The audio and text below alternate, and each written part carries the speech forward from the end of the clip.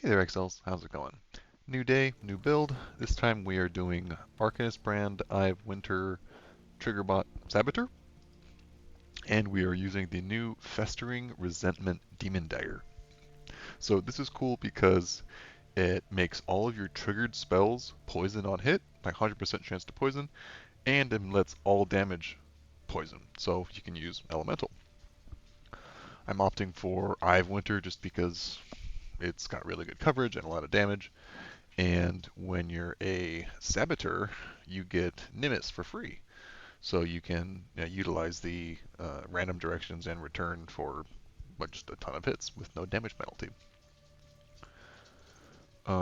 So you need a certain amount of projectile damage on Ive Winter to make it return. So I get Ballistics, the Mastery here, and then some on this, and that's enough. To make this work, you need to have minus cost on most, if not all, of your jewelry, as well as use inspiration, because you want your mana cost to be basically 1, ideally. I'm trying to balance the levels of inspiration to pull that off, but you want it to be 1, so you still use inspiration stacks, but it's just easy to sustain. So we use 2 brand recalls, one in automation, and then the other one in a trigger weapon. So you can see the cooldown, one is 1.37 and one is 2.67. So roughly one goes off half the time as the other. Then the gear is pretty just basic rares for the most part. I did snag a nice +2 aura Asenath, but I digress. Let's run a map. I just swapped over earlier, so they're still doing a lot of testing. And I apologize in advance, this is going to be a PowerPoint presentation with how many triggers this build has.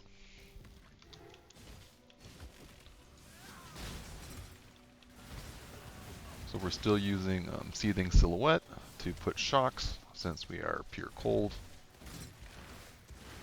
And then the Falling Crystals, I guess actually does a decent amount of damage.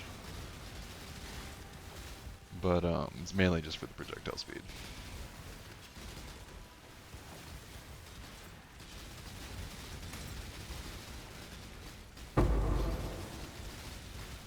So I have the minus cost jewelry, a minus cost Watcher's Eye, and I'm running a pretty high level clarity.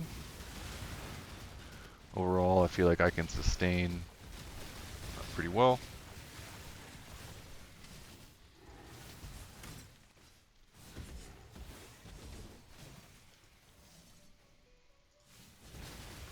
You could certainly do this with Eldritch Battery, but I just feel like you give up so much EHP by using EB, and it's just not really worth it if you can get around it.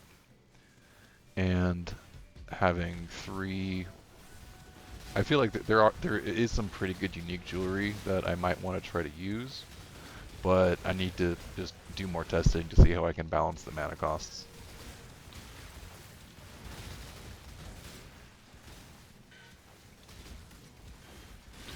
But it's pretty chill, pretty comfy. I've got chill, temp chains. You get hinder from a mastery as well. So the mobs are all really slow. Then we've got blind and evasion.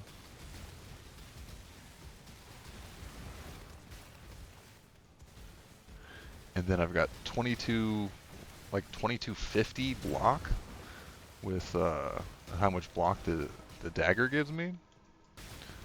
So yeah, the 22 normal and like 50 spell block. So it's actually not bad at all. Then for survivability, I'm using Taste of Hate as well as a Watcher's Eye to convert most of the elemental damage I take to cold. And then I've just got really high cold res. Okay, here's a boss.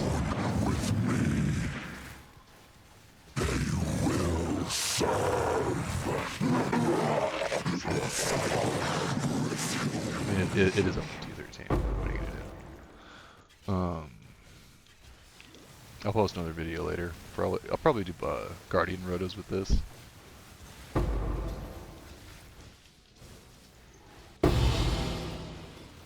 But yeah, this might be the build, guys. This might be the build.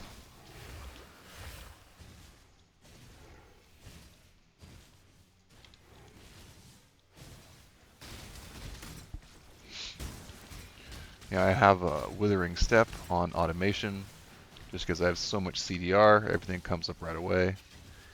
And then, unfortunately, I have to use Flame Dash instead of Frostblink, just because of the way uh, Withering Step and travel abilities or blink abilities work. But because you're whirling most of the time, it resets the cooldowns and it's manageable.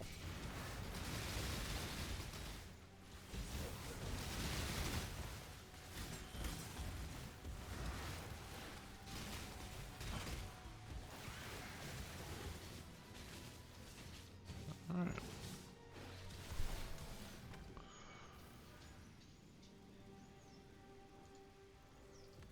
So let's see here. Yeah, I mean it's pretty entry level right now. The dagger was like 2 divs. Paid like 4 or 5 divs for this triple stat Watcher's Eye, but I mean it's pretty friggin' good Watcher's Eye. Um, but yeah, I know I've always loved Triggerbot builds and I love poison builds, and this is just a really cool way to bring both of those together. So I'm gonna see how far I can push this one. I think this is gonna be really fun, and I have a couple ideas already how I can make it stronger. So stay tuned, everyone. Thanks for watching, and I'll see everybody next time.